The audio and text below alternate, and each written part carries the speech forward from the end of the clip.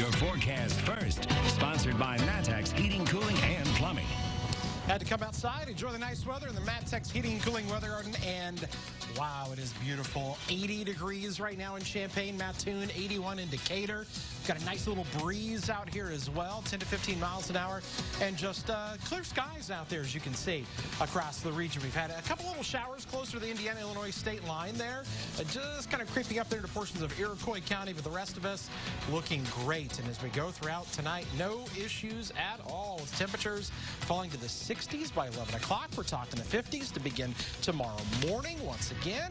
So we'll talk about how long this will all stick around when we come back a little bit later. WCIA 3 News starts right now. Now from WCIA 3 News. It gives them a purpose and a reason. What's a new mother to do when she's behind bars? What one jail is doing to keep them together. To ask me, am I living in fear? Of course I am. Of course I am. There were death threats and racial slurs, who this woman says is living next door. There's a lot of people that gamble.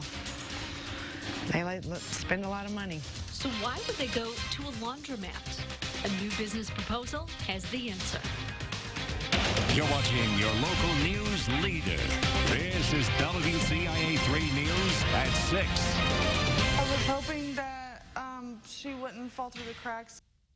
One program is helping this woman give her daughter a chance and turn her life around at the same time. Good evening, I'm Paul Cicchini. And I'm Jennifer Roscoe. The Decatur Correctional Facility has run a Moms and Babies program for more than a decade, but officials say it's more important now than ever before.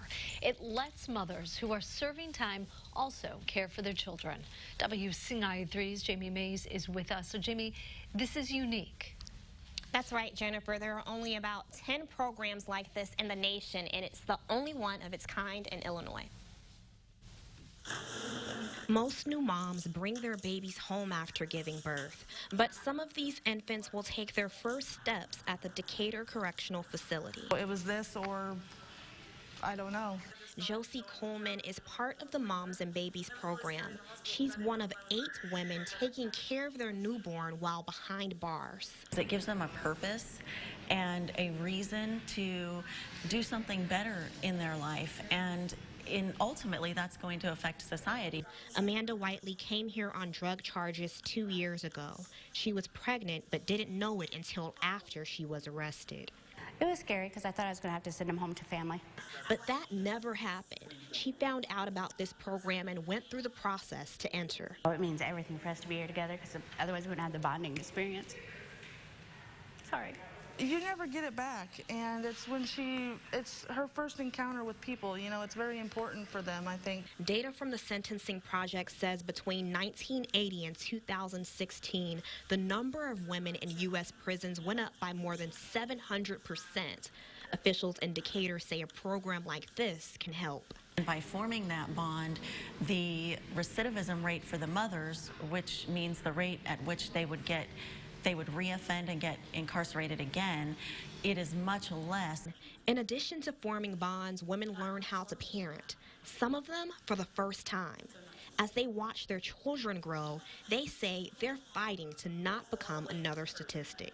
I can just only concentrate on him. It gives people the opportunity to recognize where they've made wrong choices before and to be able to turn it around.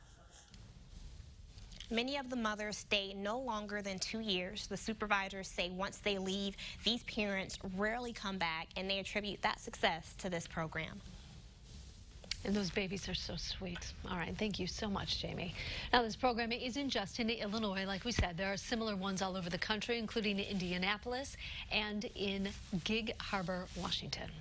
We have new details tonight. A federal court ruled several inmates did not have their Fourth Amendment rights of unlawful search and seizure violated. 8 years ago, a group of women at the Lincoln Correctional Center was subjected to a strip search.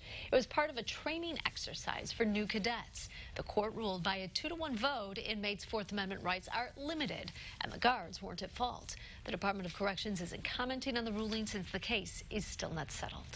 Here's an update now. A death row inmate who killed a woman in Danville has died in prison. Charles Salagi died on July 12th at the Pontiac Correctional Center. The Livingston County coroner says he died of health-related causes. He's been on death row since 1980 for the deadly stabbing and beating of his girlfriend and another woman in Danville on Valentine's Day.